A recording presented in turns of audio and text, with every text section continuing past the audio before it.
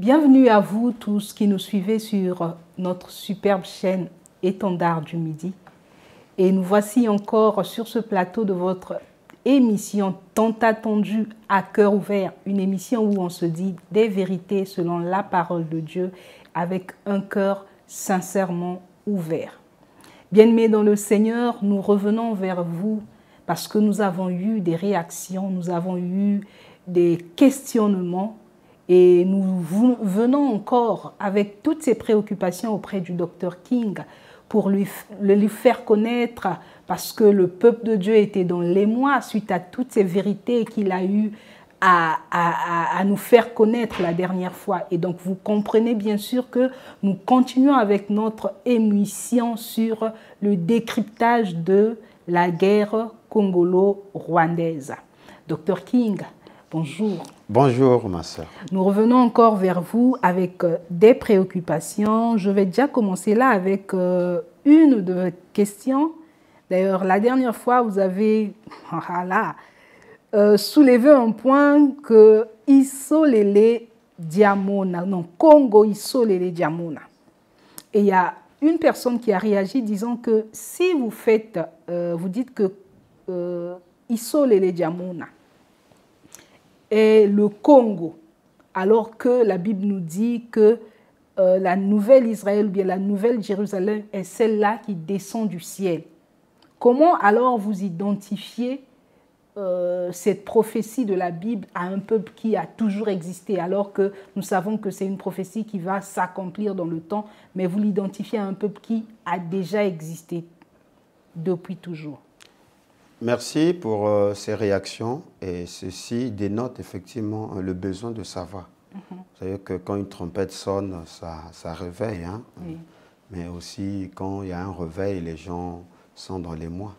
Donc il faut repréciser un point, ce point très important, c'est qu'il y a Jérusalem qui existe parce que le grand thème ici, il s'agit de voir quelle est effectivement la position géographique de la terre de Canaan où les événements bibliques se sont accomplis.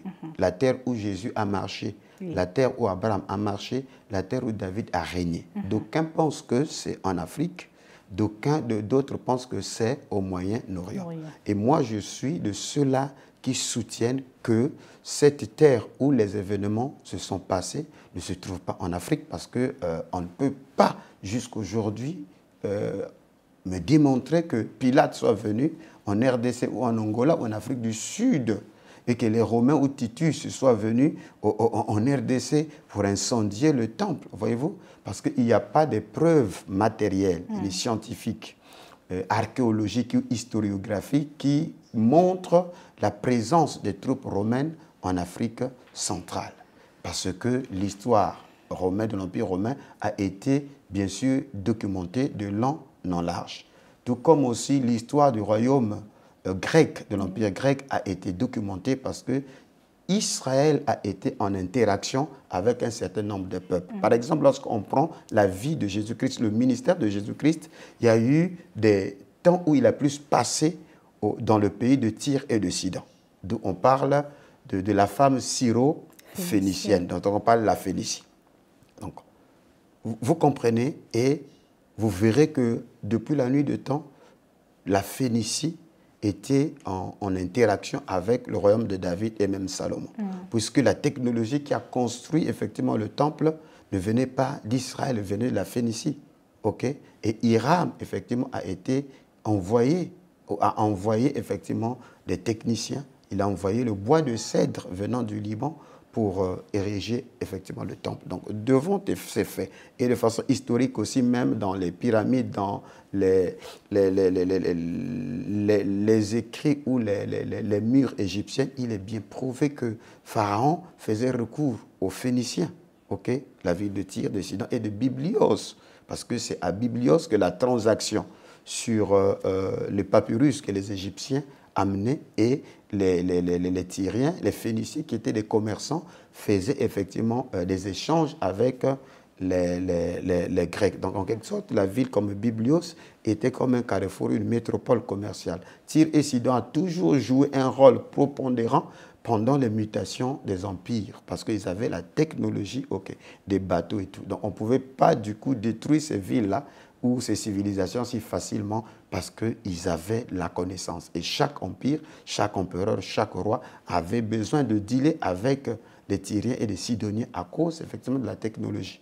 D'où on les appelle les peuples de la mer. Et c'est eux plus tard qui viendront coloniser la zone de l'Afrique méditerranéenne, qu'on appellera, vont bâtir Carthage. Et vous avez vu qu'avec Hannibal, comment Carthage aussi a été le principal rival de l'Empire romain. Donc, toutes ces panoplies d'informations, chers internautes, chers téléspectateurs, il faut avoir un problème sérieux pour ramener les événements bibliques en Afrique. Parce qu'en le faisant ainsi, vous déplacez les bornes des ancêtres. Et nous avions lu précédemment que déplacer les bornes, ça attire des malédictions. Okay. Parce que ce n'est pas seulement Israël ou la terre de Canaan qui sera déplacée, mais il y a aussi les bornes des pays environnants. Okay. Donc si vous déplacez Israël en Afrique, disons que Jésus est né en RDC pour certains, même ici chez nous, notre patriarche, le Zulu, Guy-Émile, il dit que c'est à Mont Karikari. Oui. Donc, voyez-vous, quand tu iras en Afrique du Sud, on va se dire aussi que là-bas, si c'est en Afrique du Sud, tu vas au Zimbabwe, chacun tire la couverture de son côté. Bon, finalement, d'autres vont dire c'est en Banza Congo. Attends, nous connaissons à quel moment le christianisme est rentré au Royaume Congo. Et puis après, c'est avec difficulté qu'il y a eu acceptation, jusqu'à ce que ce qui s'est arrivé. Après, comment il y a eu récupération pour dire que Jésus... C'est pas comme ça. Voilà pourquoi la toponymie, c'est-à-dire l'identification des villes bibliques en Afrique, que le travail qui a été battu par notre doyen, le pasteur Thomas Vanda, que je salue de loin, que je félicite, se prouve par le fait qu'il y a eu dispersion. Et quand il y a dispersion, généralement, les gens veulent garder leur héritage. Ce sont des signes. Voilà pourquoi tu iras en Afrique, quand tu vas ailleurs, tu verras Matongé. Tu verras que ça, c'est la RDC et tout ça, Wenze. Et donc, il y a des éléments comme ça. Même les Anglais, quand ils sont allés, le York, ils sont allés créer New York et tout ça. Donc, il y a toujours, c'est pour montrer que c'est la même civilisation, c'est le même peuple qui s'est déplacé et ils veulent garder effectivement la marque au travers des villes qu'ils baptisent. Donc, le fait qu'on retrouve les villes, les noms des villes bibliques en Afrique n'est pas une preuve que les événements se sont passés ici. Par exemple, nous avons Makana ici. C'est-à-dire qu'il y a un village au Poul qu'on appelle Canaan. Ça ne veut pas dire que la terre de Canaan, littéralement, c'est là. Maintenant, la problématique sur la terre de Canaan, à l'origine, pendant la répartition des terres, j'y reviendrai pour expliquer cela. Et je pense que si je ne me trompe pas, j'avais montré que la Palestine était la portion réservée à Sem. Et c'est pendant la fête que Canaan s'en est approprié, modifiant ainsi les protocoles. Voilà pourquoi, quand Dieu donne cette terre à Abraham, en fait, il la redonne à Sem. Donc, c'est un élément très capital. Mais en ce qui concerne Jérusalem, parce qu'il y a deux Jérusalem, il y a la Jérusalem terrestre et la Jérusalem céleste. Paul, dans Galates chapitre 4, le verset 24 jusqu'au verset 26, il dit, ces choses, il s'agit ici des deux femmes d'Abraham, c'est-à-dire Agar et Sarah. Il dit, ces deux choses, ou ces choses sont allégoriques, car ces femmes sont deux alliances. L'une du mont Sinaï, enfantant pour la servitude, c'est Agar, car Agar, c'est le mont Sinaï en Arabie. Elle correspond à la Jérusalem actuelle. C'est Paul qui parle, il n'est pas en Afrique. Qui est dans la servitude avec ses enfants. Mais la Jérusalem d'en haut est libre. C'est notre mère. Donc, Sarah est typifiée comme étant la nouvelle Jérusalem. Et dans Apocalypse chapitre 21, le verset 2, la Bible dit, je vis descendre du ciel de près de Dieu la ville sainte, la nouvelle Jérusalem, préparée comme une épouse qui s'est parée pour son époux. Lorsque Jean fait ces visions-là, je pense que le premier temple a été déjà détruit. Donc vous voyez, c'est pour cette raison, vous verrez que dans le livre de l'Apocalypse, curieusement, Jérusalem n'est pas fait référence.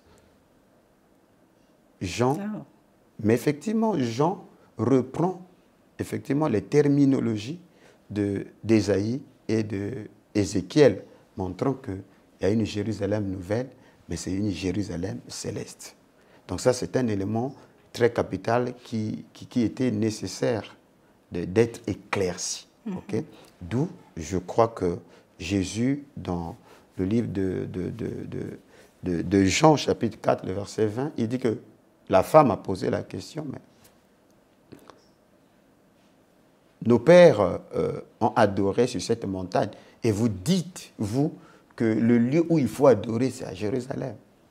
Femme, lui dit Jésus, crois en moi, l'heure vient où ça ne sera ni sur cette montagne, ni à Jérusalem, que vous adorerez le Père. Parce que l'adoration se fera dans l'esprit et dans la vérité. Donc déjà, du vivant de Christ, la notion qui était attachée à l'exaucement et à la Jérusalem littérale a été en quelque sorte modifiée, montrant qu'il y a des éléments, il y a des choses plus grandes qui vont se faire, mais ils ne sont pas attachés effectivement à la terre, parce que cette terre-là tombera dans la désolation, d'où Jésus avait déjà prononcé des implications en rapport avec le temple, parce que le temple a été transformé en une caravane de voleurs, et il dit qu'il ne restera pierre sur pierre, que cela ne soit renversé. Et il annonce même que Jérusalem sera en quelque sorte labourée. Et dans les prophéties antérieures des prophètes, dit que ce pays deviendra un désert. Pour quelle raison? Parce que la gloire n'y est plus, ce pays est devenu Ichabod. D'où le Saint-Esprit et les anges de Dieu, le ciel, inaugurent un nouveau paradigme selon lequel il y a la Jérusalem d'en haut et la Jérusalem nouvelle. Maintenant, quand on parle ici de Congo, Isole les diamants, je ne sais pas s'il faut peut-être revenir.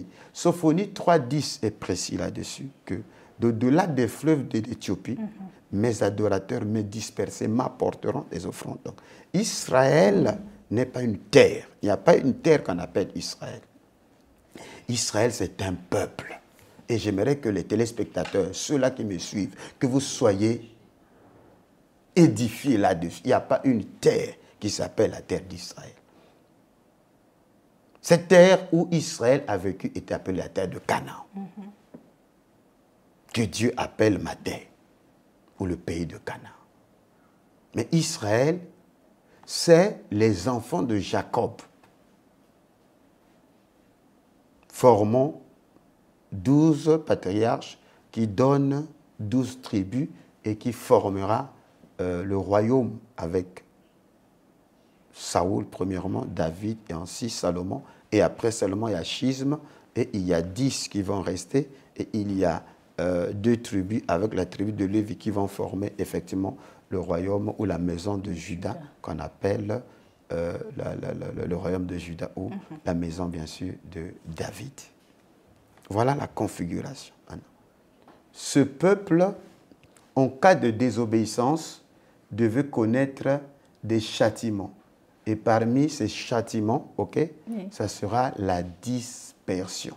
Lorsqu'on parle de la dispersion, c'est que le Seigneur va les déraciner de là où ils sont et va les transporter dans un autre pays où il va les disséminer dans les pays d'alentour ou jusqu'aux extrémités de la terre. C'est ça qu'on appelle véritablement la notion de la dispersion.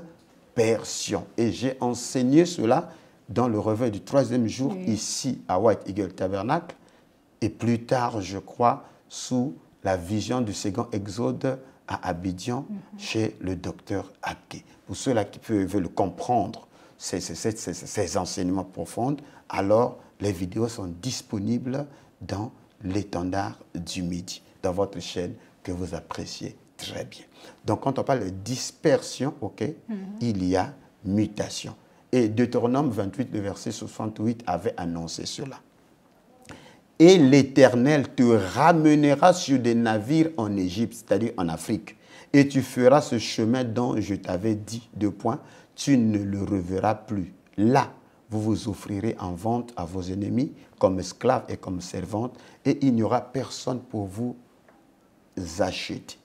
Donc ici, les Deutéronome sont les deux lois, c'est les ordres, les commandements, les préceptes que l'Éternel donne à Israël dans le désert. Ils ne sont pas encore rentrés dans le pays de Canaan, s'il vous plaît. Donc c'est une alliance qu'il tisse avec le peuple d'Israël. Mais dans cette alliance, il dit, si vous désobéissez, alors l'Éternel vous ramènera sur des navires en Égypte. Ramener, ça veut dire un retour au commencement. On sous-entend que la sortie de l'Égypte était un exode, qui est une rédemption, qui est une phase d'évolution pour vivre en liberté dans le pays de Canaan. Lorsqu'ils rentrent dans le pays de Canaan, ils sont tenus à vivre selon les principes de l'alliance. Et si l'alliance est brisée, il est dit, la sentence intervient, c'est qu'ils repartiront à la case de départ. Donc, on ne peut pas être en Afrique et repartir encore en Afrique. Il y a quelque chose qui ne tient pas. Voilà pourquoi nous devons être cohérents dans nos analyses, nous devons être cohérents dans nos études, nous devons être précis. Il faudrait que l'on ressente que le message du réveil est précis. On ne peut pas être là dans le méli-mélo, on mélange ceci, on ramasse ceci, quelqu'un a dit ceci. Après, au finish, vous donnez les armes à ceux-là qui nous combattent. Nous aurons beau critiquer, dénoncer la falsification et sans se rendre compte qu'avec tous les bévues qu'on fait, on fait pire que ceux-là qui ont tripoté, bien sûr, les Saintes Écritures. Parce qu'en fait, ce qui a fait plus mal, c'est la mauvaise interprétation qui a été divulguée, mais sinon que les textes sont restés et resteront toujours là, en dépit des erreurs, bien sûr, de traduction. Donc, si déjà, quand nous sommes dans Sophonie 3.10, c'est qu'il y a déplacement d'un point A vers un point B. Et le point A, c'est la terre de Canaan. Le point B, c'est l'Égypte, qui est le pays de Cam, c'est-à-dire, ok, vous êtes avec moi, c'est ce qu'on appelle aujourd'hui le continent africain. Donc, dans les derniers jours, quand le Seigneur étendra pour la seconde fois sa main, c'est que les rachetés de Yah, des enfants d'Israël, parmi les zones dans lesquelles ils seront ramassés, une grande partie se trouve en Afrique. Parce qu'il ne faudrait pas seulement penser que les Juifs ont été juste localisés en Afrique. Non, ils ont été disséminés. Mais ici, nous parlons du réveil de l'Afrique. Voilà pourquoi nous avons ouvert une brèche qui montre effectivement il y a un élément déclencheur au sein de ce réveil. Il y a les enfants d'Israël qui se retrouvent en dispersion. Dans Ésaïe 11, le verset 11 jusqu'au verset 12, écoutez cela. Dans ce même temps, le Seigneur étendra une seconde fois sa main, c'est-à-dire la seconde fois sa main, parce qu'il y a eu une première fois, pour racheter le reste de son peuple.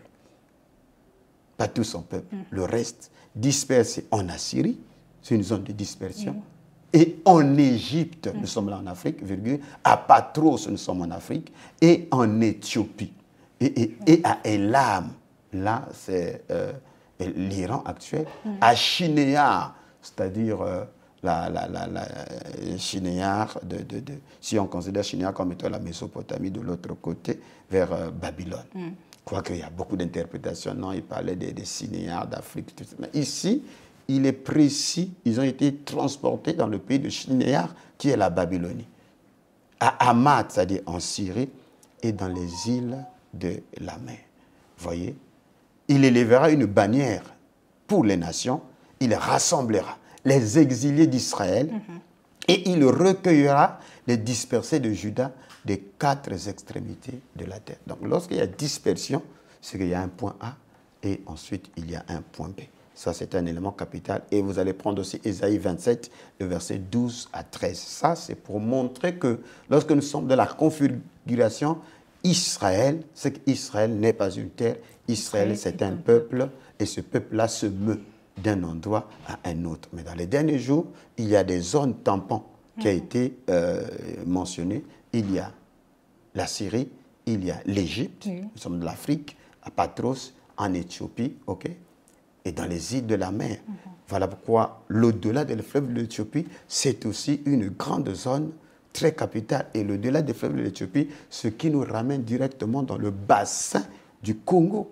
Voilà pourquoi nous avons fait cette étude par les rapprochements génétiques et rapprochements linguistiques et rapprochements culturels, nous sommes tombés avec des preuves archéologiques et historiographiques que Congo, c'est la tribu de Juda. Donc, Isolele, ou Congo Isolele Diamona, c'est la nouvelle Israël. Donc, le peuple Congo qui est la nouvelle Israël. Effectivement, parce que dans Ézéchiel, chapitre 17, on parle d'une vision du grand aigle qui avait arraché la cime d'un grand arbre qui a été planté de l'autre côté. Donc, cette prophétie vers la fin montre que le royaume d'Israël survivra jusqu'au temps, bien sûr, de la fin. Et pour vous choquer un tout petit peu, quand Jean fait des visions de l'Apocalypse, la ville est déjà incendiée. Et Israël est déjà en dispersion. Mais dans Apocalypse, chapitre 12, là, Jean rentre en vision et il voit quelque chose de très capital et de très merveilleux. Qu'est-ce qu'il voit ici dans Apocalypse chapitre 12? Il fait la vision, il dit, un grand signe parut dans le ciel, une femme enveloppée du soleil, la lune sous ses pieds et une grande couronne de 12 étoiles sur sa tête. Elle était enceinte et elle criait, étant dans le travail et dans les douleurs de l'enfantement. Donc, voyez-vous que tous les théologiens sont d'accord que cette femme n'est pas l'Église. Il s'agit bien d'Israël parce que le symbolisme de la femme avec la lune et le soleil, la couronne à 12 étoiles, nous ramène directement dans le symbolisme des 12 tribus d'Israël. Donc, c'est la nouvelle Israël. Mais elle se trouve où? Elle ne se trouve pas dans le pays de Canaan.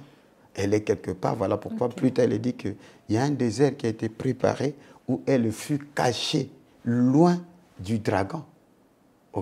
Donc, Sophonie 3, 10 est en quelque sorte le domaine de définition qui vient débloquer l'énigme d'Apocalypse chapitre 12, que cette femme, le désert dans lequel elle était cachée, effectivement, c'est de-delà des fleuves de l'Éthiopie, cette zone secrète, loin du dragon. Pendant combien de temps? 1260 jours. Nous reviendrons pour vous montrer que c'est après 1260 jours, effectivement, que les explorateurs sont venus pour venir faire la guerre et vouloir détruire le reste de la sémence de la femme. Donc, Israël est un peuple et ce peuple-là a été dispersé. Et Sophonie 3.10 et Ésaïe 18 aussi, le verset 1 à 2, au-delà des fleuves de l'Éthiopie, terre où retentit le cliquetis des armes. Et vers le verset 7, il y a des codes. Il y a des codes. Il faut décoder. Donc ce peuple-là, en majorité, se retrouve dans cette zone tampon, dans cette zone prophétique. C'est de ça il est question ici. Nous ne sommes pas dans les théologies mal interprétées. Donc comprenez-moi bien sûr que Congo, c'est Isolele Diamona. Congo, c'est la nouvelle Israël. Et si nous décryptons ici le conflit congolo-rwandais, c'est ce problème-là. D'où les missions passées, nous sommes partis dans le psaume 83 pour montrer qu'il y a toute une coalition à la tête et d'hommes. Et vous avez vu comment aujourd'hui, Édom, c'est-à-dire ceux-là qui occupent aujourd'hui la terre des Canaan, se sont rangés du côté des Nilotiques, du côté effectivement des Amalécites, du côté effectivement des Sabéens. Pour faire quoi?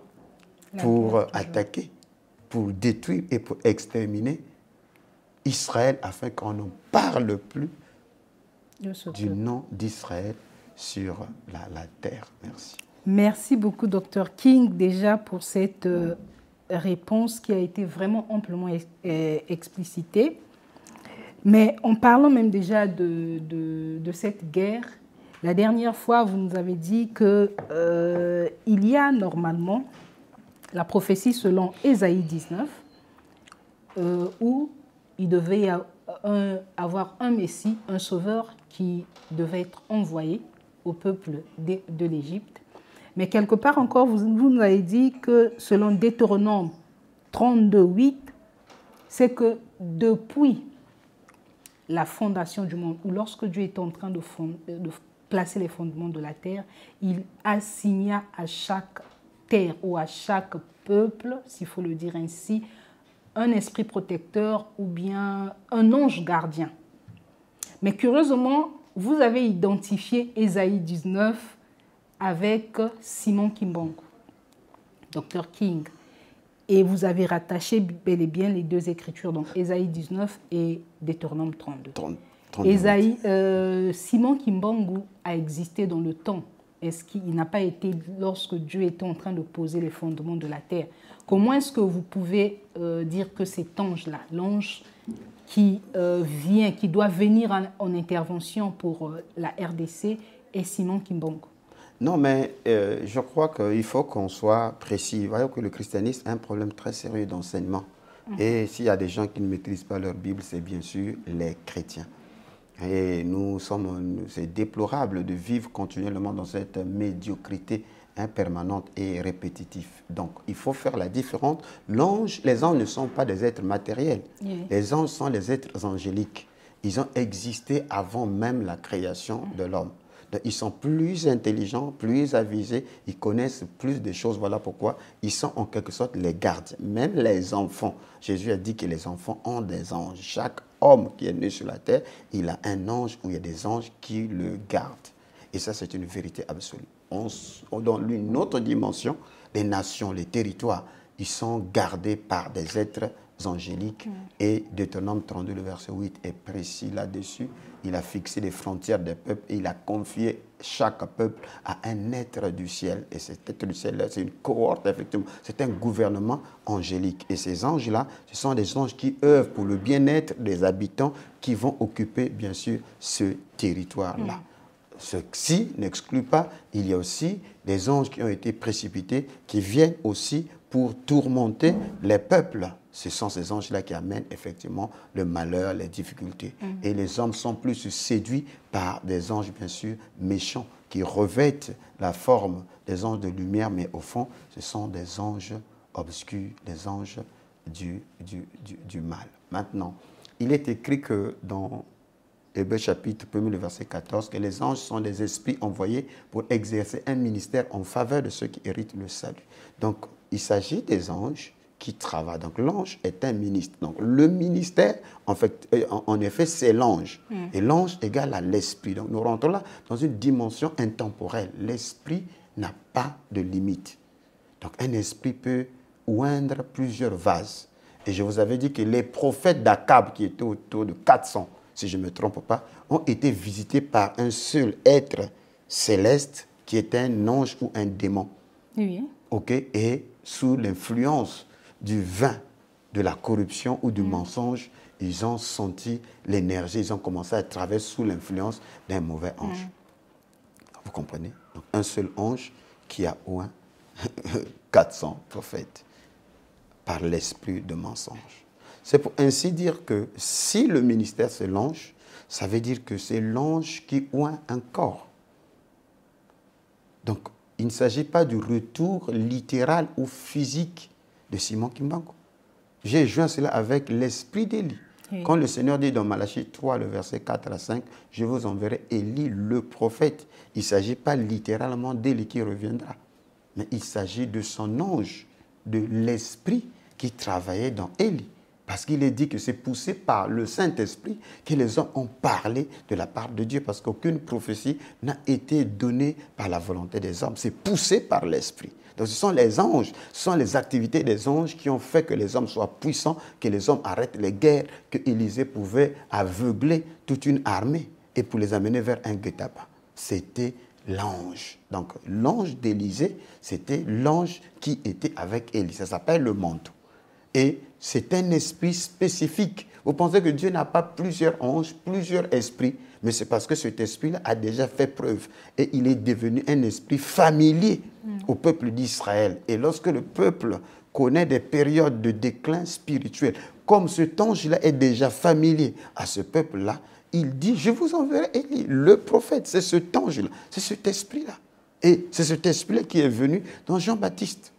Donc Jean-Baptiste n'était pas littéralement Élie, mais c'était la réincarnation de l'esprit de l'ange qui était avec Élie, qui est passé par Élisée, qui est revenu dans bien sûr Jean-Baptiste. Et s'il y a quelqu'un qui est disposé, ok, pour la même mission, vous verrez que cet esprit-là peut habiter dans une personne, accomplir ainsi la mission de rétablissement, parce que l'ange n'est pas matériel, il est immatériel. Et là, nous traitons dans la dimension purement spirituelle. Donc, s'il y a un retour de l'énergie guerrier, c'est que cette énergie, ça doit être la même énergie qui a travaillé avec des vaillants hommes, rien qu'avec la Bible, mais qui a fait trembler tous les Occidentaux, en la personne du prophète Simon Kimbangu. Docteur King, actuellement là, nous voyons, il y a des pasteurs qui utilisent la même Bible.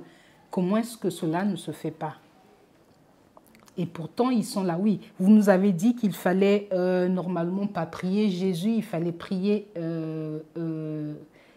l'ange ou bien l'énergie qui accompagnait autrefois Simon Kimbangu. Mais vous êtes...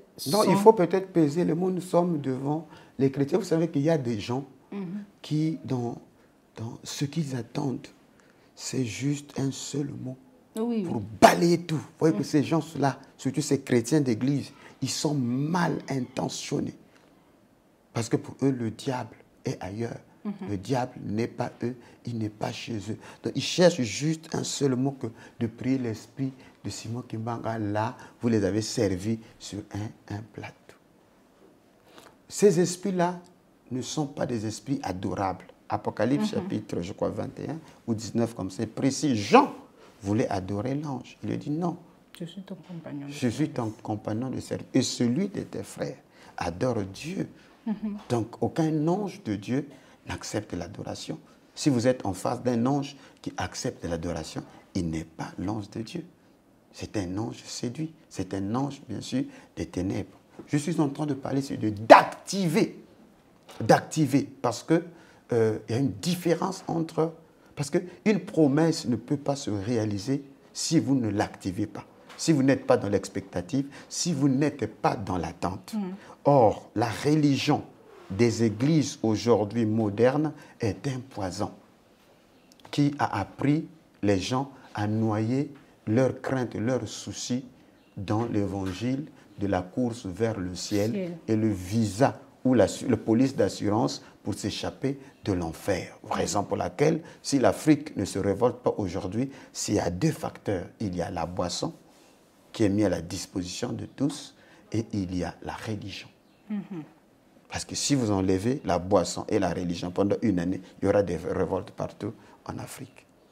Parce qu'avec les difficultés que les Africains endurent, ils compensent ça par les enseignements, l'assurance d'être au ciel ou d'aller au ciel chaque dimanche. Et pour ceux-là qui n'y vont pas à l'église, ils noient leurs soucis dans la boisson. Voilà pourquoi vous verrez que l'homme a facilement la facilité d'acheter la boisson à son voisin, à son ami. Docteur King, effectivement, comment peut-on activer cette énergie-là dès le moment où on ne connaît pas ou bien on connaît à peine? Oui, mais le problème, c'est que... Le témoignage de ces hommes, on connaît à peine. Mais c'est ça Satan, c'est ça la ruse. Quand un peuple on ne sait même pas si exactement ces hommes-là ont été appelés. Qu'est-ce que dans notre mentalité, les prophètes comme les Simon Kimbangu, les prophètes comme les Ndundu, ce sont des démons, des spirites. Des spirites, c'est ce qui nous a été dit. Mais, donc, voyez-vous que on est prêt à croire à Moody, à Wesley, à William Branham, à Tommy Osborne. Il y a eu des témoignages de ce qu'ils ont eu à faire. Mais c'est parce que qui a vu ça, c'est parce qu'on vous les a dit. Mais pourquoi est-ce que ces choses qui se sont passées chez nous ne nous ont jamais été... Mais c'est un complot. Psaume 83, on conspire pour que le nom d'Israël, que les prophètes d'Israël ne soient pas connus.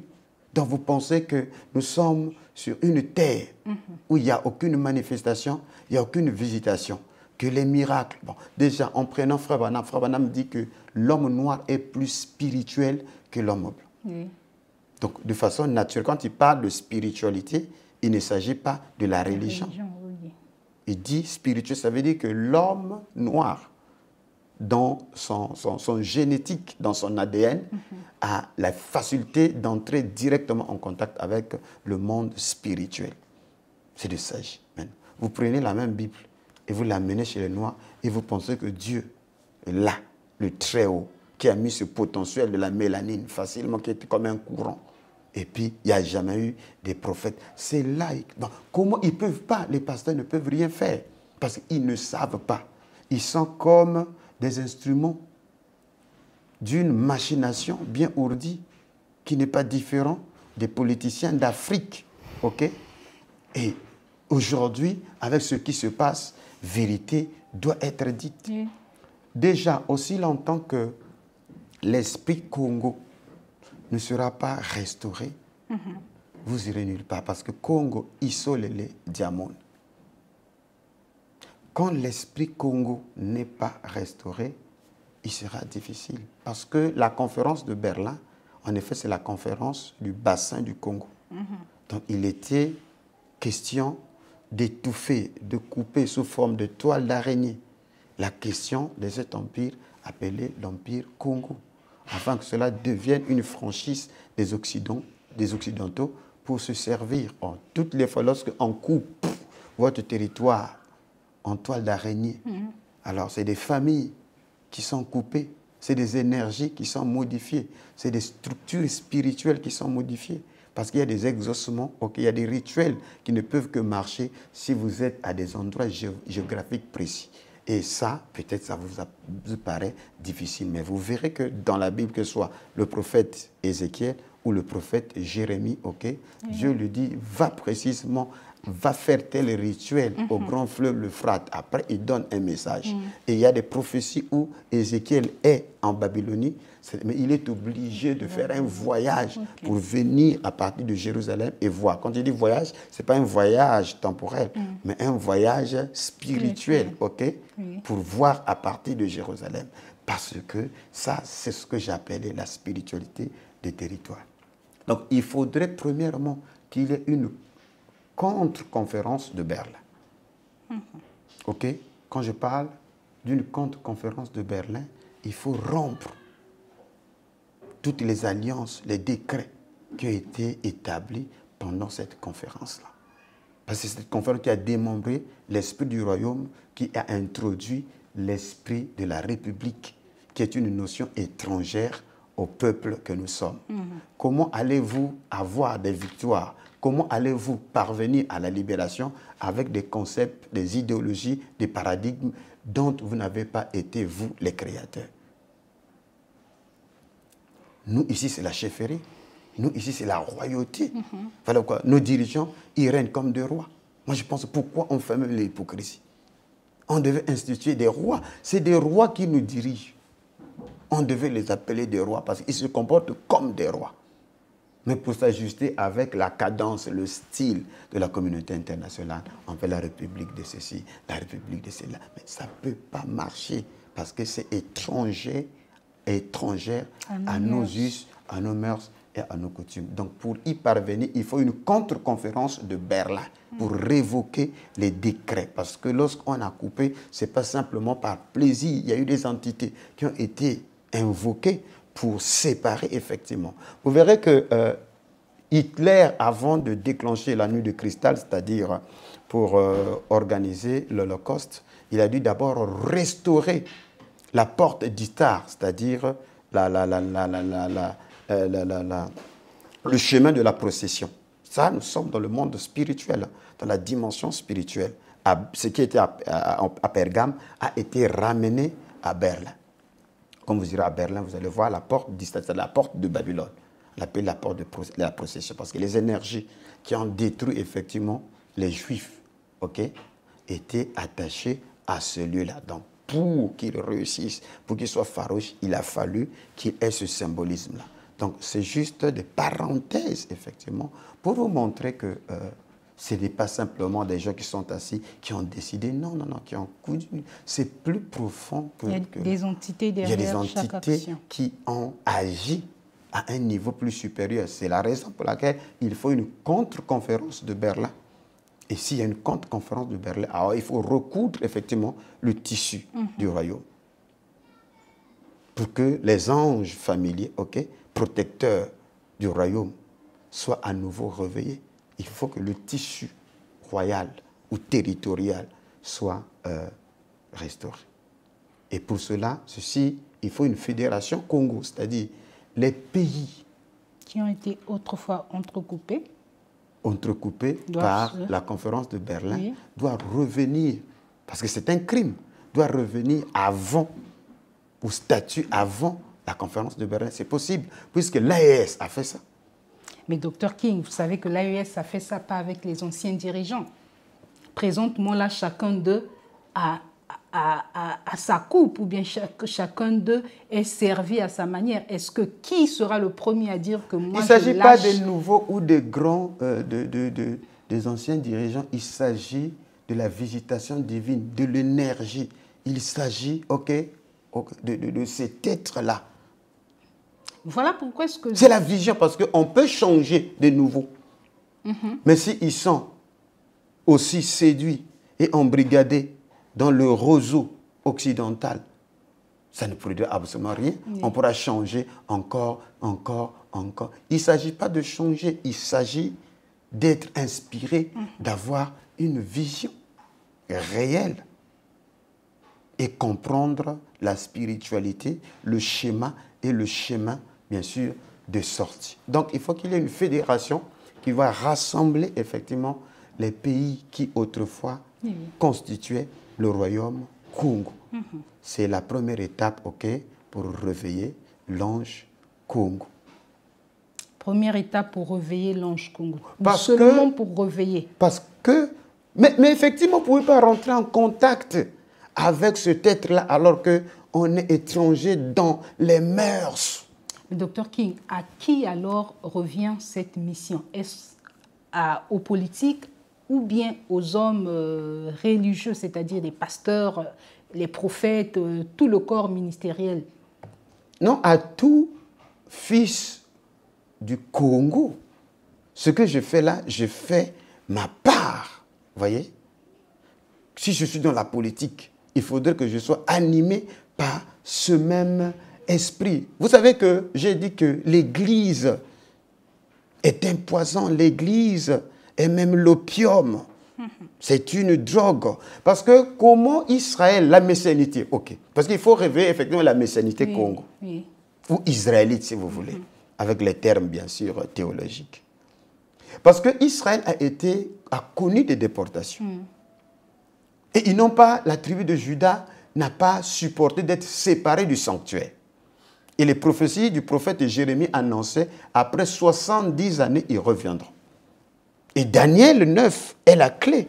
Daniel a compris par les Écritures qu'il devait s'écouler d'après la prophétie 70 années. Et quand il a compris qu'il restait peut-être 2 ans, alors il a commencé à travailler, il a commencé seul. Il a pris le sac et la cendre dans la prière, dans les réparations et tout ça pour se purifier. Parce que un grain produit 100, un autre 60 et tout ça. Après, il y a eu des gens qui se sont réveillés comme l'ennemi d'Esdras et tout ça. Les Zorobabel, les Josué. C'est comme ça. Mais le problème, c'est qu'il faut que la notion de la messianité soit premièrement comprise. Or, il ne peut pas y avoir une messianité israélite de-delà des fleuves de l'Éthiopie ou une messianité Congo tant que nous ne maîtrisons pas effectivement les enjeux et notre histoire. C'est ça. Le psaume 137, le verset 1 jusqu'au verset 5 est précis. Ils sont à Babylone. La Bible dit, sur les bords des fleuves de Babylone, nous étions assis et nous pleurions en nous souvenant de Sion. Donc déjà, il n'y a pas un souvenir de la gloire du passé. Est-ce qu'on en a connu même d'abord? Mais effectivement. On n'a que les séquelles de la Non, il y a eu une gloire des royaumes. L'Afrique a connu des royaumes glorieux, que ce soit en Afrique de l'Est, que ce soit en Afrique de l'Ouest, que ce soit en Afrique centrale, que ce soit en Afrique australe. Il faut d'abord le souvenir de Sion, Ntiani, ma terre. Au sol de la contrée, nous avions suspendu nos arbres. Là, nos vainqueurs nous demandaient des chants et nos oppresseurs de la joie. Chantez-nous quelques cantiques de Sion. Et quelle est la réponse? Comment chanterions-nous les cantiques de l'Éternel sur une terre étrangère? Si je t'oublie, Jérusalem, que ma droite m'oublie. Donc, voyez-vous qu'il y a une oppression qui nous amène à nous réjouir. On ne se réjouit pas. Oui. Parce qu'on ne peut pas être dans la joie, on ne peut pas chanter les cantiques de la rédemption de Sion lorsque nous sommes sous oppression. Ce n'est pas possible. Voilà pourquoi le cœur doit être attaché au souvenir de Sion, de Ntiyani, au souvenir du règne, de la période glorieuse que nos aïeux nous ont raconté. Or, jusqu'à aujourd'hui, il n'y a pas de transmission. Et s'il n'y a pas de transmission, alors la messianité est impossible. On ne peut pas réveiller la messianité s'il n'y a pas de transmission.